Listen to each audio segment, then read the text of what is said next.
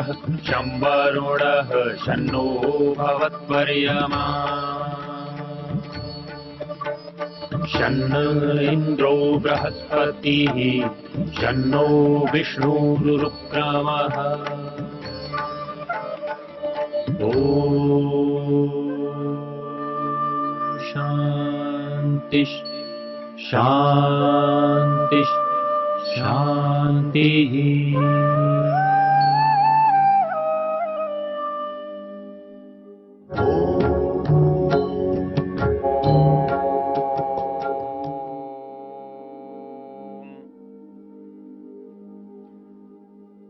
हमको वेद की क्या आवश्यकता है, वेद से हमको क्या समझ में आता है, हमारे जीवन में समाज में हम उससे कैसे लाभ उठा सकते हैं, इसकी हम चर्चा कर रहे हैं।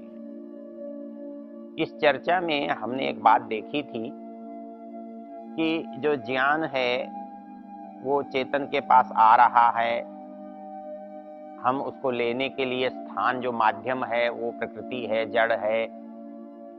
तो पता लगा कि जड़ में नियम तो है, वो नियम क्यों है, कैसे है, किसने किया है, वो चैतन्य उसमें नहीं है। तो हमने क्या देखा कि इस मनुष्य को तो प्राप्त करने की स्थिति में है, ये चेतन दे भी रहा है तो मनुष्य को ही, मनुष्य अपने जैसे को दे रहा है। प्रश्न यहाँ ये पैदा होता है कि ये मनुष्य चेतन है इसलिए ज्ञान का उपयोग कर सकता है, ज्ञान ले सकता है, तो फिर ज्ञान का स्रोत कहाँ है? और वो ज्ञान का स्रोत प्रकृति में आप इसलिए नहीं मानते या नहीं मान सकते कि प्रकृति जड़ है। जड़ ज्ञान का कर्ता या उत्पादक नहीं होता, वो तो उसके उपयोग का स्थान है। तो इसलिए कोई और है जिसको, जो इसको ज्ञान को दे रहा है। इसको समझने का एक आसान प्रकार है, मनुष्य जो ज्ञान देता है वो जैसा वो सीमित है, ऐसा ही जहां वो देता है वो स्थान भी सीमित होता है। वो व्यक्ति को दे रहा है वो भी सीमित होता है, वो वस्तु में उसका उपयोग कर रहा है तो भी सीमित होता है। तो एक बात ये जो समझ में आने की है वो ये है कि मनुष्य जो है इस सारे संसार के ज्ञान को टुकड़ों में थोड़ा थोड़ा करके प्राप्त कर पाता है और थोड़ा थोड़ा ही उपयोग में ले पाता है, वो देता भी थोड़ा ही थोड़ा है। तो इसलिए जो लेने वाला है, जो थोड़ा लेने वाला है, वो लेने वाला है इसलिए वो उद्भव उसके अंदर नहीं है, स्रोत उसके अंदर नहीं है, प्रारंभ उसके अंदर नहीं है, और वो थोड़ा है इसलिए वो सारे को ग्रहण भी नहीं कर सकता है।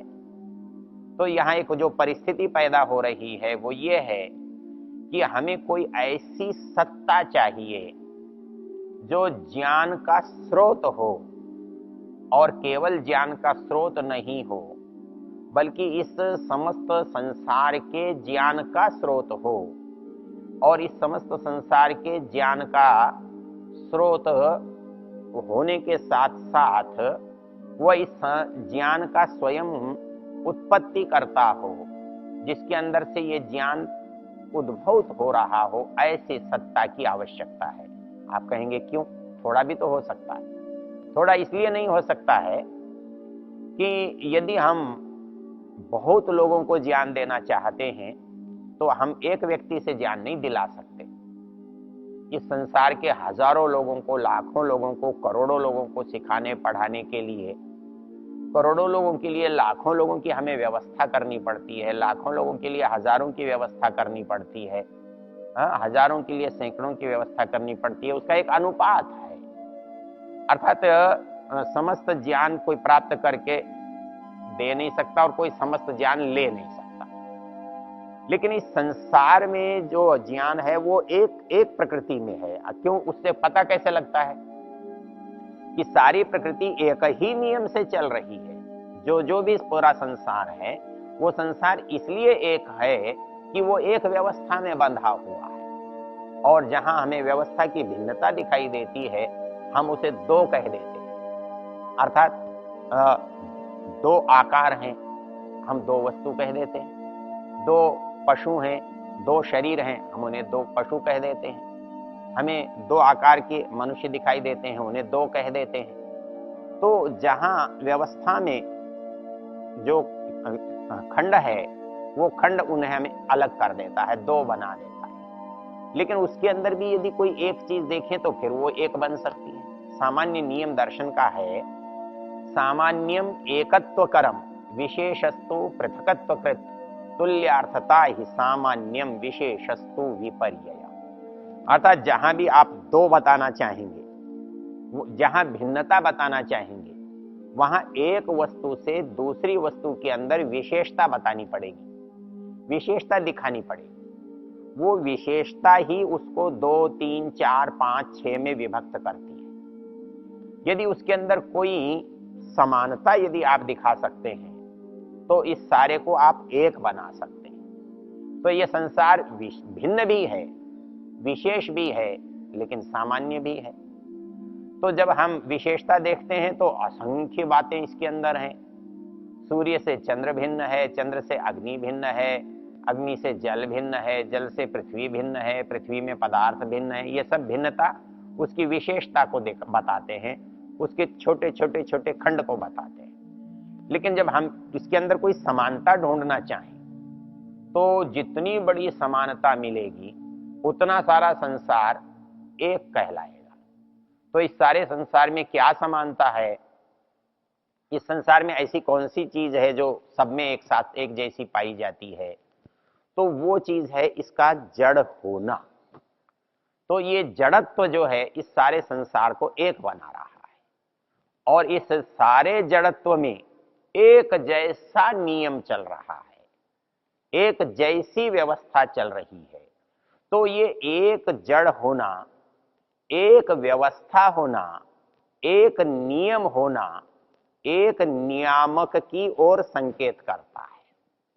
अर्थात जहां भी दो हो जाएंगे वहां व्यवस्थाएं दो हो जाएंगी, नियम दो हो जाएंगे, आवश्यकताएं दो हो जाएंगी, योग्यताएं दो हो जाएंगी, उपयोगिताएं दो हो जाएंगी। लेकिन जहां एक होगा, एकत्व होगा, वहां पर उसका संचालक भी एक ही होगा। तो सारे संसार में जड़त्व जो है वो एक है, एक जैसा है। तो सारे जड़त्व में एक ही तरह का नियम काम कर रहा है, एक ही तरह की व्यवस्था काम कर रही है। वो सूर्य के उगने को न अमेरिका में बदला जा सकता है, न अफ्रीका में बदला जा सकता है। चाहे वो अफ्रीका हो, अमेरिका हो, भारत हो, कुछ दूसरा देश हो, वो उसके नियम से हम जाने जाते हैं, गिने जाते हैं, नापे जाते हैं। हमारे नियमों से सूर्य नहीं चलता है। तो इस संसार में यदि हम देखेंगे तो देखने की चीज जो है वो ये है कि इसमें एकत्व है, नियमों में, व्यवस्था में, कर्तृत्व में। तो ये जो कर्तृत्व की, नियम की, जो व्यवस्थापकत्व की अनिवार्यता है, वो एक नियम होना एक ज्ञाता को इंगित करता है। अर्थात प्रकृति के सारे नियम किसी एक चेतन में होने चाहिए, और एक चेतन के बिना इतनी बड़ी प्रकृति में नियमों का एकत्व संभव नहीं है। एक सत्ता के बिना उसका अस्तित्व, सत्य संभव नहीं है। और इस नियम में एक और विचित्रता है, और वो विचित्रता है कि जहां नियम काम कर रहा है वहां नियामक होता है, व्यवस्थापक का सामर्थ्य होता है। हम कह सकते हैं कि राष्ट्रपति तो दिल्ली में बैठा है, उसकी व्यवस्था इस पूरे देश में चल रही है, तो क्या कोई चेतन ऐसा नहीं हो सकता कि वो दूर बैठा हो और उसकी व्यवस्था संसार में चल रही हो? ऐसा चलने में इसलिए कठिनाई है कि जब भी हम ऐसी व्यवस्था करते हैं तो अपने से भिन्न का सहयोग लेते हैं, अपने से भिन्न की सहायता लेते हैं। यदि राष्ट्रपति दिल्ली में बैठा है और उसको पूरे देश में व्यवस्था करनी है, तो उसके लिए अपने जैसे हजारों, सैकड़ों, लाखों लोगों को लगाना होगा जो उसके आदेश निर्देशों का पालन करें। अर्थात जहां तक उसका सामर्थ्य, उसका ज्ञान, उसकी योग्यता उन व्यक्तियों के माध्यम से पहुंचेगी, वहां तक उसका अस्तित्व, उसकी सत्ता, उसका अधिकार का पता लगेगा। और वो क्योंकि भिन्न भिन्न होंगे तो वो अधिकार, वो सत्ता बिल्कुल उसकी जैसी नहीं होगी, उससे कुछ भिन्न हो जाएगी, वो भिन्न हो सकेगी। लेकिन प्रकृति में हम ऐसा नहीं देखते। प्रकृति में नियम, सत्ता एक जैसी है, उसको कोई माध्यम नहीं चला रहा है, वो खंड से नहीं चल रही है। उसके जैसे हमारे यहाँ अधिकारों का विभाजन है, ऊंचे से नीचे और नीचे से ऊंचे की ओर, वैसे संसार में अधिकारों का विभाजन हम नहीं देख रहे हैं। वहां तो साक्षात है। तो इससे ये पता लगता है कि जहां नियम है उसी स्थान पर उसी क्षण में वह विद्यमान है। तो हम एक मनुष्य एक स्थान पर रहते हैं तो वहीं का काम कर सकते हैं, दूसरी जगह का नहीं कर सकते। तो इसलिए हमारा नियम एक जगह चलता है, एक जगह नहीं चलता है, एक जगह होता है, एक जगह नहीं होता है। लेकिन उसका नियम सब जगह चलता है, सब जगह होता है, तो इसका एक ही आधार हो सकता है, उसका एक ही विकल्प हो सकता है कि उसका उस स्थान पर विद्यमान होना। अर्थात संसार क्या सिद्ध कर रहा है?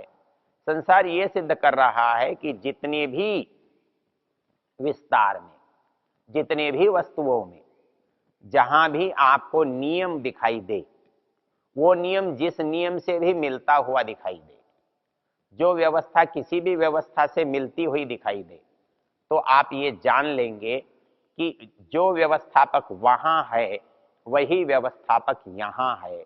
जो व्यवस्थापक सूर्य की व्यवस्था कर रहा है, उस व्यवस्था का जो नियम है वो चंद्र के साथ, वो पृथ्वी के साथ, वो ग्रहों के साथ, वो नक्षत्रों के साथ, वो दूसरी वस्तुओं के साथ काम कर रहा है, आपस में मिला जुला है।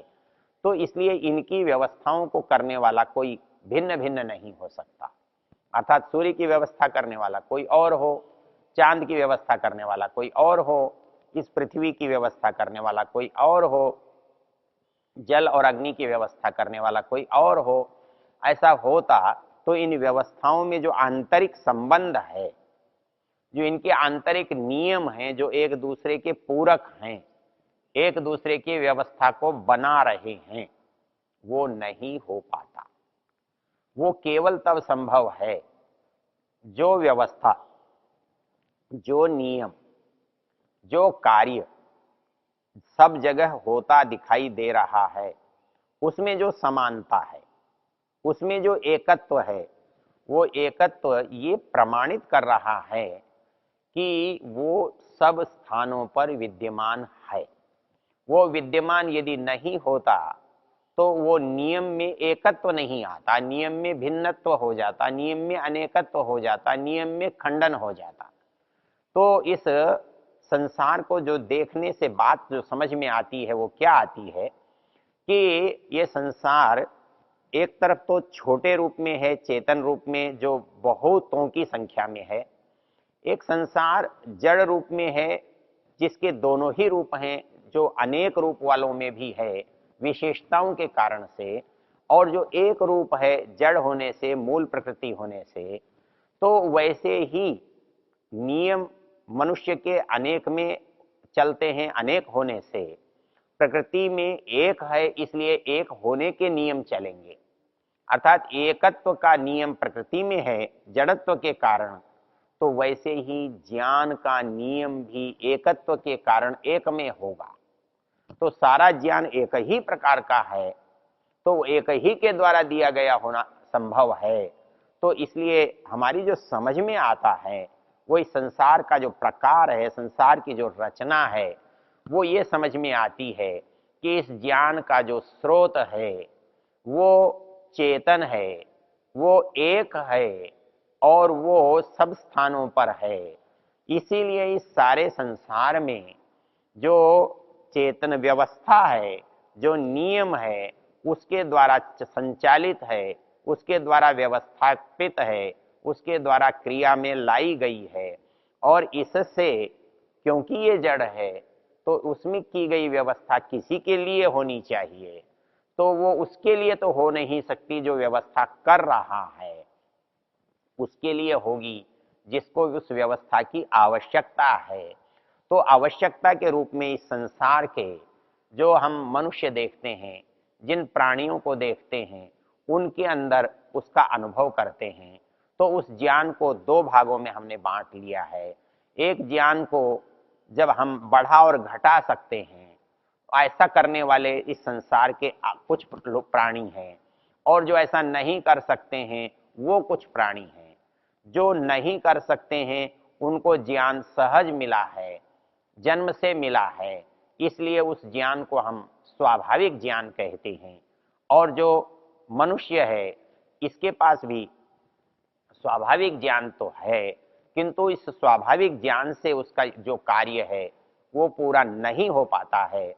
तो इसलिए उसके अंदर जो दूसरा ज्ञान है, जिसे हम निमित्त कहते हैं, नैमित्तिक कहते हैं, प्राप्त किया हुआ कहते हैं, तो वो जो प्राप्त किया हुआ ज्ञान है वो उसे प्राप्त कहाँ से हो रहा है, तब हमें ये देखना पड़ता है कि उसका देने वाला दिखाई जिसमें दे रहा है वो जड़ है, तो लेकिन उसका जो उसमें ज्ञान जो प्रस्तुत कर रहा है उसको प्रस्तुत करने वाला चेतन है।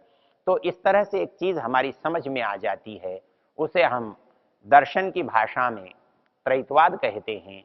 उसकी दर्शन की भाषा में उसे तीन सत्ताओं का होना कहते हैं। अर्थात एक सत्ता ऐसी है जो इस समस्त ज्ञान कर्म का स्रोत है, ज्ञान का सामर्थ्य, कर्म का सामर्थ्य, और जिसमें दृष्टि के सामर्थ्य, वो सब सामर्थ्य जहां एक रूप में है, और इसीलिए सारे संसार में वो सामर्थ्य एक जैसा दिखाई दे रहा है। जैसे एक घर में एक मनुष्य की सत्ता चलती है, एक पुरुष की सत्ता चलती है, एक परिवार की सत्ता चलती है, जैसे एक राज्य में, एक देश में एक शासन की सत्ता चलती है, एक राजा की सत्ता चलती है, तो वैसे ही संसार रूपी साम्राज्य में जो एक नियम है, एक सत्ता है, एक व्यवस्था है, वो एक व्यवस्थापक की ही हो सकती है, वो दो व्यवस्थापक नहीं हो सकते हैं। तो इस दृष्टि से हमने देखा कि एक व्यवस्थापक है, एक ज्ञानवान है, एक चेतन है, एक सत्ता है, और दूसरी सत्ता जड़ की है। उसमें भी क्योंकि सारे में नियम एक जैसा है, सारे में एक रूपता है, इसलिए उस जड़त्व के कारण सारी सत्ता भी एक ही है। और उस सत्ता का कोई उपयोग करता होना चाहिए, ज्ञान का कोई निमित्त होना चाहिए, ज्ञान किसी के लिए होना चाहिए। ज्ञान का जब तक उपयोग न हो, ज्ञान की आवश्यकता न हो, तो ज्ञान का होना व्यर्थ होता है। इसलिए इस संसार के ज्ञान का उपयोग करने वाला कोई होना चाहिए, वो मनुष्य है। इस मनुष्य के लिए उस ज्ञान का उपयोग होता है, उसका वो लाभ उठाता है। ये प्रक्रिया जब हमारी समझ में आती है तो इसको हम वेद की दृष्टि से जब देखते हैं, तब वेद हमें इन रहस्यों को समझाता है और हमको वेद के पढ़ने का महत्व पता लगता है। ओ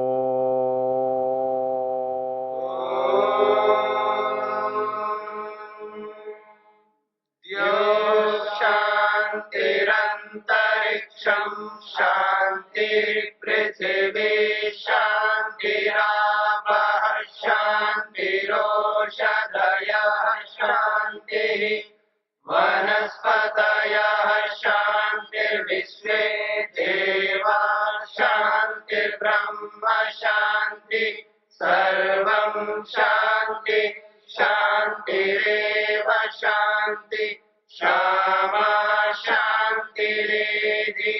ओम शांति शांति शांति।